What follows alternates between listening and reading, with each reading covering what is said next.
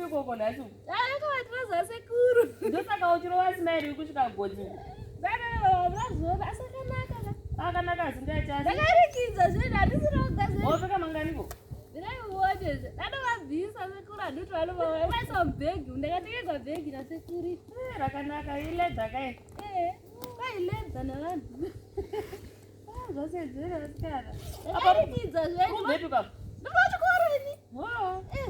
Ndakaikidza vona harisina roga vanovaisa imomo sekuru asamaona anongurova akapfeka matirozani rimwe iri asekuru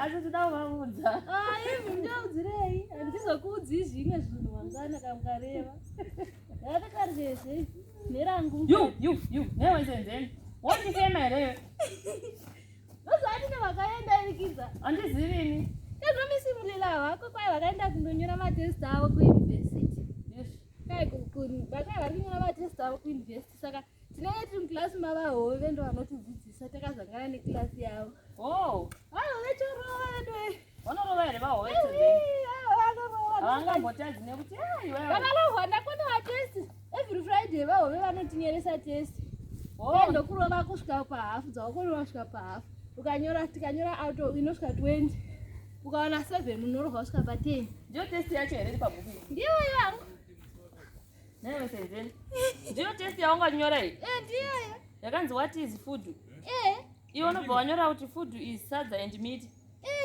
what is water water is water to drink give one example of food to eat unoda uchizviwanepi zvose zvinoansa nevesenzeni vanomwe pavakazvidzidza nyandisipo zveni handakapenda kuharare paya ndidanzvaka basa ndikabigwa ndikadzoka kumba kuna sekuru ndokwavakanowana kuti food is sadza and meat ndasingazvigoni ndaenda ndakairikidza vesvorova ndesvorova uku kuvahove avasveutsinye siya ndazviona here ahove apa maregai zvokwadi apa ndivaudzi sekuru ndoda ndakairikidza matirauza avo ndakobva ndakaisa mubhegi novapfeka kandabuda ndina kumba ndozvebage rimwe tora hako ipapo sedzeni zvasedzeni kana vasikana memaviri aiwa tora 1 yezvo ametumai iwe uri vaviri uri vanhu vanganiko tora 1 unokwana